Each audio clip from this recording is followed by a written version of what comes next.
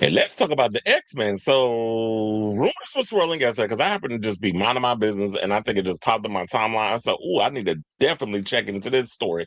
So there's a rumor going around that Adam Driver is up for the role of Professor X and that Patrick Wilson and Bill Skarsgård are up for the role of Charles Xavier in Jake Schreier's upcoming reboot of the X-Men movie franchise, which we definitely need. And shout out to Halle Berry because I saw that she posted today that today marks the 25th anniversary of the first X-Men movie that came out. Jesus Christ, I feel old. So 25 years ago, the original X-Men movie hit our screens where she had that horrible ass African accent and that terrible ass wig with them fucking bangs. I don't know what the worst bangs, her or Courtney Cox in Scream 3. But nevertheless, that wig was a mess. I'm glad the wigs got better once we got to like part 3. I think was when the wig got a little better. It was like, okay, you got to give it a short do that works best for Hallie's head or whatever the case is. I mean, she does. She couldn't rock. Hallie has rocked long hair before, but it's just y'all got to do right by them wigs, chill. I mean, the wigs be looking mess, but nevertheless, the same by Wiggate. We usually say the Wiggate stuff for Tyler Perry because he be having, he take the cake when it comes to marble ass wigs.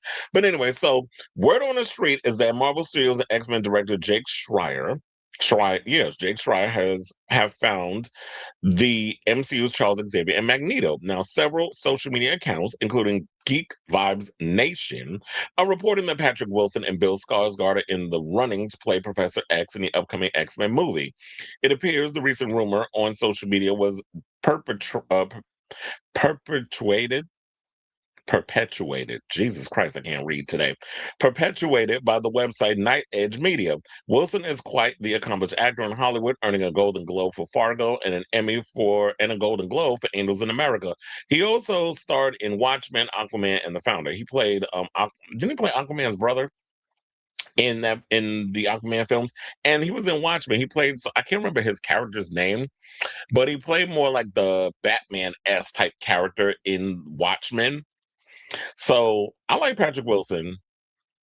I definitely think he would be good for the part. I don't know necessarily about Bill Skarsgård. Bill's so damn tall though, and it's like, does he have a proper head to like shave the head and be in the wheelchair? Now, of course, we love ourselves Patrick Stewart, and I thought that James McAvoy did a great job as Charles Xavier / Professor X, and I actually like Michael Fassbender as Magneto, and of course, we love us some Sir Ian McKellen as Magneto, the very first Magneto that we've seen on the big screen. So they've been doing great casting in regards to this.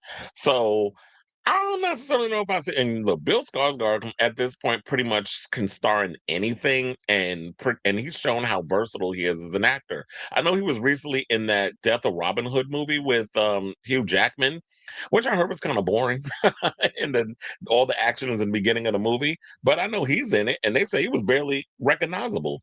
So one of the things we know about Bill Skarsgård is he's great at transforming himself into characters that you would not see coming. Like, even though this movie was okay, I thought he was good in it. He also did a movie where he was trying to break into a car, and he gets in this car, and like the voice is the car basically locks him in, and all kinds of crazy stuff happens, and the voiceover is Anthony Hopkins.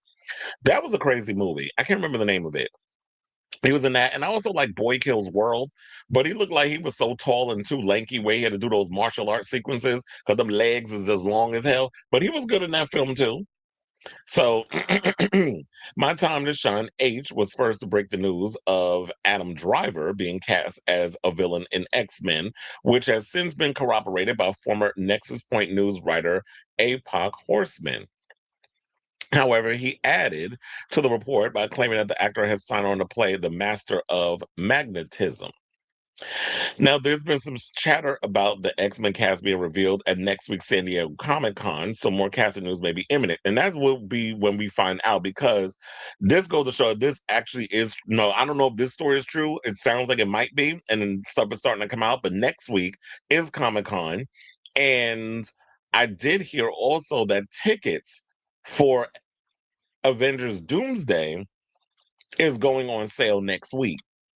And we haven't even seen a trailer for that yet. So with all of this coming out where they're talking about that Disney is gonna be taking over Comic-Con or whatever, I'm thinking all this stuff is gonna start coming out. Because we're at a point now, we gotta start seeing something coming out of Marvel. Like, what's going on? Because we already have Doom 3 coming out. 2 trailers have already been released regarding those 2 movies. So why haven't we gotten anything from Marvel in regards of Avengers? I know you're probably trying to keep everything close to the chest because of Robert Downey Jr. and who he's playing. We saw the little teasers that we got earlier in the year, but at this point, we need some trailers. Y'all need to start rolling, getting the ball rolling in regards of what you guys got going on over there regarding what's the future of the MCU. So now, in regards of Adam Driver playing Magneto, I actually think that's good casting. I like Adam Driver. I think he's a good actor. He is supposed to be starring in Heat 2. I did hear that story along with Leonardo DiCaprio and a couple of others. I did hear that story as well. I don't know why we're getting a Heat 2 because I love Heat, the first one. But if y'all can make that movie good, then I'll see it. But if it turns out y'all making an unnecessary sequel and it sucks, then we'll always have the original movie. So if Driver is playing Magneto, it seems fair to say that the studio has chosen well. The actor is no stranger playing villains. And I definitely think that he is relatively young. He's only 42.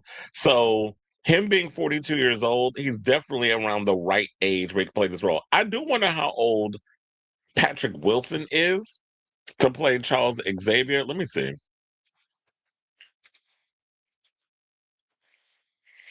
Okay, so Patrick Wilson is 53. He just turned 53 because his birthday was July 3rd. So, I mean, here's the thing. Patrick Wilson still looks young enough that he could play younger. Like he looks like he could play early to mid 40s. He definitely has that vibe going for him. So he could still play that part. But I don't know. Stranger things have happened in Hollywood. So and Magneto, Adam Driver, he is 42, but he does kind of look older than 42, no shade. But him the fact that they stick around, I do feel like that with them being so young, you can make a lot of X-Men movies, like at least a good 3, 4 X-Men movies, and it'll be awesome. And they can play the characters for a long period of time. So at 42, when they start filming, who knows when they're gonna start filming it? I mean, as soon as the big announcement, everything starts, they'll probably start filming it later this year or maybe early next year. And then he could probably do 4 movies. Then by the time it comes around to it, Adam Driver will be in his early 50s when they set him up for a certain amount of films, like maybe 3 or 4 films, and then they can negotiate down the road based on the success of the film. So now Driver was previously reported to be in talks to play Mr. Fantastic in the Fantastic Four, but you already know that role eventually went to Pedro Pascal, who I also saw is in a new movie that they just showed a trailer for, where he's playing, I think he's playing a cellist or something or another. That looks interesting.